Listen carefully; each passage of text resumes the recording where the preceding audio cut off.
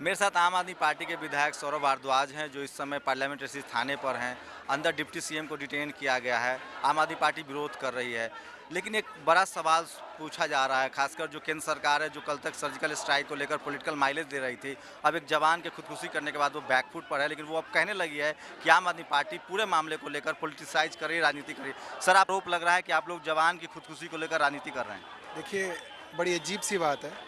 किसानों की बात करें तो कहते हैं राजनीति कर रहे हैं, जवानों की बात करें तो कहते हैं राजनीति कर रहे हैं, दलितों की बात करें तो कहते हैं राजनीति करें। हम मोदी जी से जानना चाहते हैं कि इस देश में राजनीति होगी किसके ऊपर? किसी चीज़ पे तो राजनीति होगी इस देश पे, और जो मुद्दे जनता के मुद्दे हैं उन मुद्दों पे राजनीति होगी। ये मुद्दा आज एक बहुत बड़ा मुद्दा है कि मोदी सरकार सेना के हकों को हर जगह दबाने की कोशिश कर रही है, चाहे वो ओआरओपी का मामला हो, चाहे वो डिसेबिलिटी पेंशन का मामला हो, चाहे सिविलियन रैंक्स के साथ इक्वलाइजेशन का मामला हो, नॉर्मलाइजेशन का मामला हो। हर जगह सेना को ठगा जा रहा है। अरबों रुपए के हथियार खरीदे जा रहे हैं, युद्ध का माहौल बनाया जा रहा है ताकि अरबों के हथियार खरीदे जाएं, तो उसके अंदर जब दलाली हो तो किसी को पता ना चले। ये सारा का सारा माहौल मोदी जी अपने फ़ायदे के लिए बना रहे हैं। सर, अगर बात करें तो जिस तरह से सर्जिकल स्ट्राइक को लेकर पूरा उसको पॉलिटिसाइज किया गया, मैंने खुद सुना है उनके मंत्री, चीफ मिनिस्टर छत्तीसगढ़ में कल चीफ मिनिस्टर बोल रहे थे। तो क्या लगता है कि जिस तरह से वो पॉलिटिकल माइलेज लेने की कोशिश कर रहे थे, फ्रंट फुट पे खेल रहे थे, अब वो बैक फुट पे आ गए हैं? देखिए, नरेंद्र मोदी जी के पास सिर्फ और सिर्फ एक कला है, वो है भाषणबाजी, जुमलेबाजी। उस जुमलेबाजी के चलते जो काम सेना सालों से कर रही आई, अब तक हिंदुस्तान पाकिस्तान की 4 जंग हुई हैं, चारों जंग में हिंदुस्तान जीता है। चाहे वो कारगिल का जंग हो, चाहे वो 47 की जंग हो, 71 की जंग हो, 65 की जंग हो।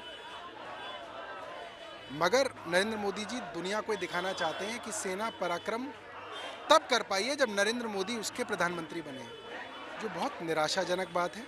इस तरीके के सर्जिकल स्ट्राइक्स ऑन रिकॉर्ड कहा गया है कि पहले भी हुए हैं, मगर पहली बार देश में ऐसा हो रहा है कि राजनीतिक लोग सेना के कामों का दुरुपयोग करते हुए उसका पॉलिटिकल माइलेज लेने की कोशिश कर रहे हैं। मोदी जी तो चले जाएंगे 2019 में, मगर जिस तरीके से कि वो देश के अंदर इंस्टीट्यूशंस को ख़त्म कर रहे हैं, वो बहुत ज़्यादा दुर्भाग्यपूर्ण रहेगा। जनरल परसेप्शन है कि दिल्ली में आम आदमी पार्टी को लेकर पुलिस की जो समझ है, पुलिस की जो कार्रवाई है, वो बहुत बायस्ड है। क्या अब आरोप लग रहे हैं, कल बीएसपी सुप्रीमो मायावती ने आरोप लगाया कि जिस जिस राज्य में बीजेपी की सरकार है वहाँ पुलिस का दुरुपयोग होती है, चाहे वो मध्य प्रदेश का मामला हो, चाहे छत्तीसगढ़ का मामला हो, या दिल्ली में सेंट्रल सरकार के अंदर पुलिस आती है। तो क्या लगता है कि आप लोगों को इस वजह से भी परेशान किया जा रहा है?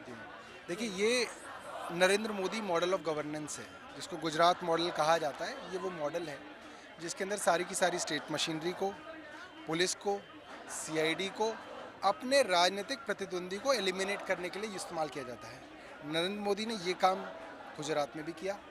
नरेंद्र मोदी जब से देश के अंदर काबिज हुए हैं, वो काम वो दिल्ली में कर रहे हैं।